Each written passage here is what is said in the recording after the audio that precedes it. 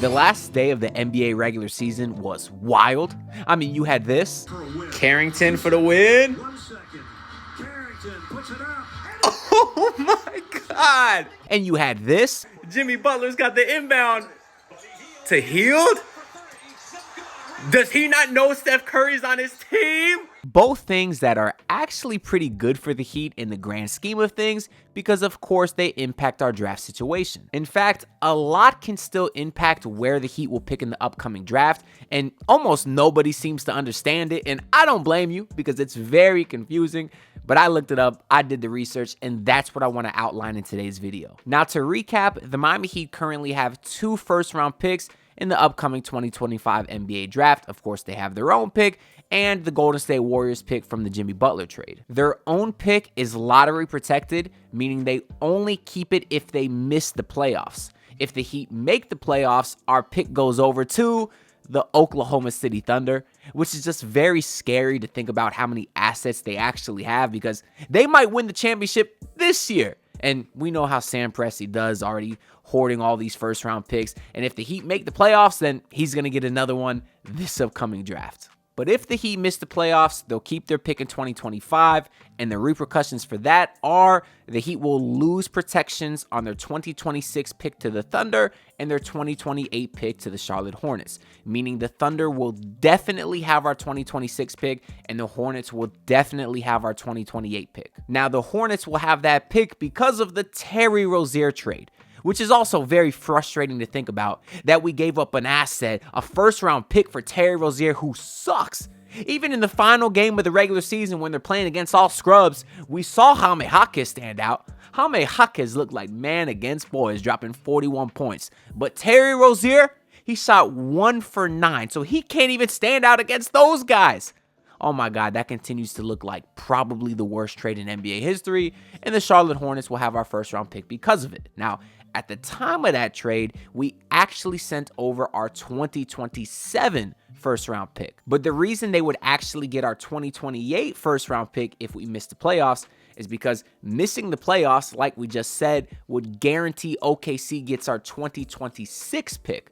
So if we give OKC our 2026 pick, we can't also not have our 2027 pick because then that would mean we have 2 consecutive years without a draft pick, which is not allowed because of the Stepien rule. And just to provide some context on the origin of the Stepien rule, it's because some idiot like 30, 40 years ago named Ted Stepien, he was like the GM of the Cleveland Cavaliers, he traded 5 first-round picks in a row for some bum, and it basically put that team in a hole that they were never able to get out of until LeBron James came to town. So because missing the playoffs would mean OKC gets our 2026 pick, we have to have a pick in 2027, meaning we would now have to give our 2028 pick to the Charlotte Hornets. So to summarize all of that, if the Heat missed the playoffs, we would have our 2025 pick in this upcoming draft and also our 2027 pick. While making the playoffs would mean we have our 2026 pick and our 2028 pick. Because then, of course, in that scenario with the Heat making the playoffs, OKC would now get our 2025 pick and Charlotte would get our original 2027 pick. And as of right now, the Heat's pick would be 11th, meaning they could either pick at 11 or 1, 2, 3, or 4, because every team in the lottery is eligible to jump into the top 4. And we know this now because playoffs don't affect seeding like it does in the NFL. Wherever you finish in the regular season is where you stand in the draft lottery odds. So I pulled up Tankathon where you could see every team's odds at winning the lottery. The Miami Heat in 11th place currently have a 9.4% chance at getting a top 4 pick and a 2% chance at getting the number 1 overall pick. And to put into perspective how lucky the Heat would have to actually be to win the number 1 overall pick, we're going to keep simming the lottery until it happens. Now, this is something I did in a video. Oh my God, take number 1. You can't make this BS up. I promise y'all, this is my first time doing it, this recording. That's insane. I was going to say a few weeks ago, I did this in a video and it took like 48 attempts.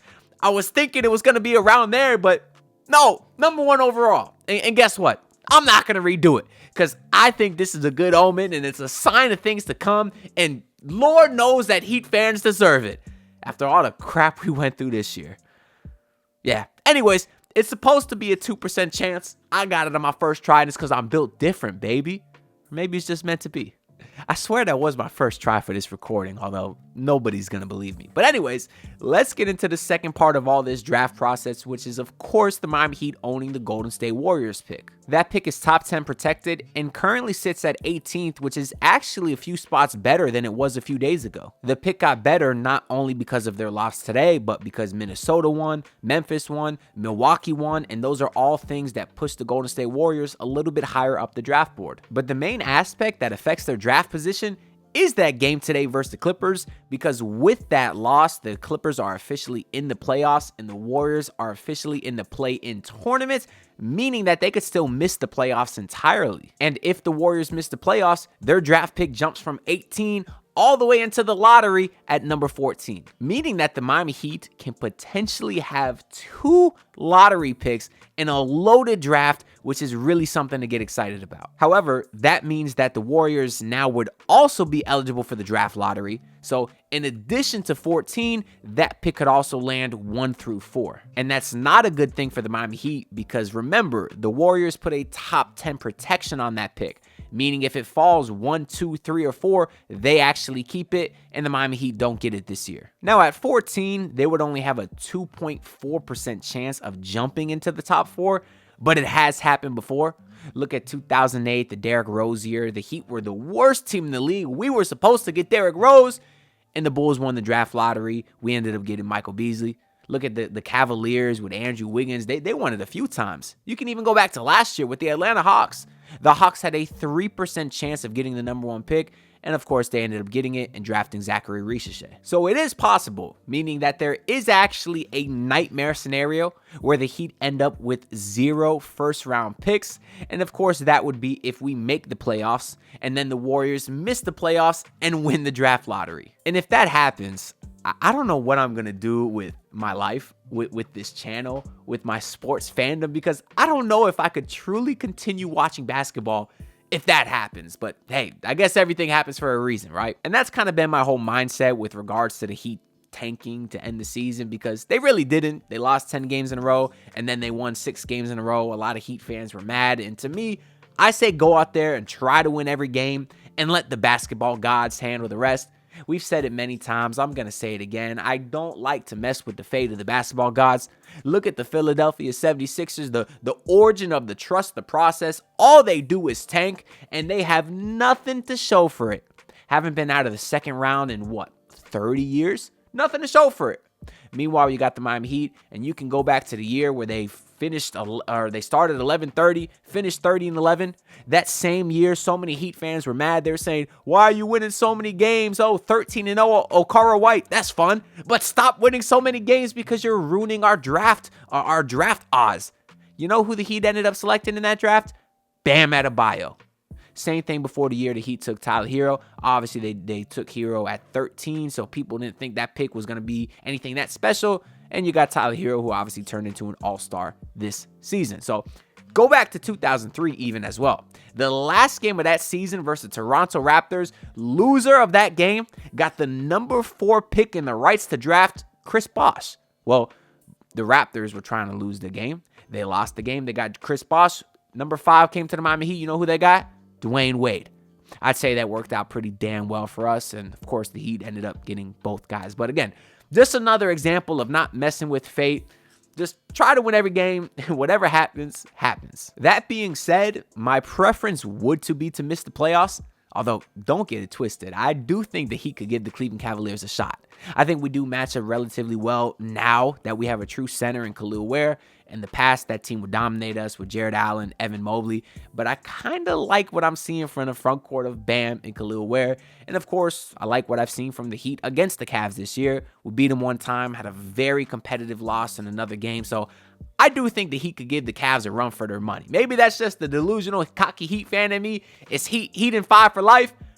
But I could see it happening. But even that being said, I do prefer to miss the playoffs and keep our first round pick. I just think the draft is that loaded, and the only downside is losing those protections in 26 and 28. And I really don't care about that because I hope that the Heat are good next year. I hope that they're good in 2028, meaning those protections are irrelevant.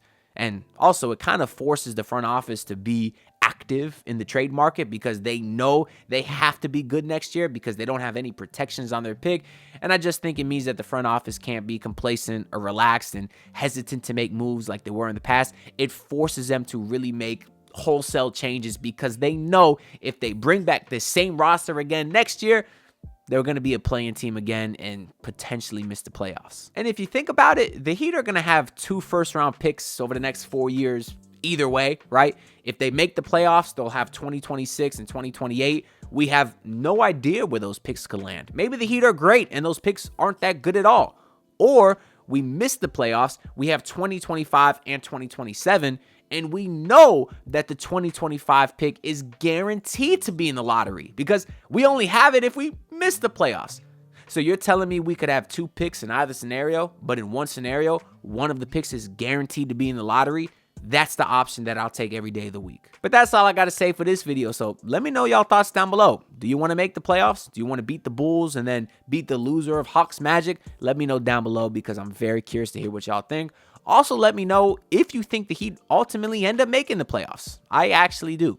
I think on paper, they're better than the Hawks, Magic, and Bulls, and I think they do find a way to get in like they have over the last couple of seasons. Now, that being said, I don't think the Heat match up well against the Bulls. We've lost every game against them this year. They have a lot of quick guards that we can't keep up with. Josh Giddey turns into Luka Doncic against us every time. I know I keep saying it, but it's true.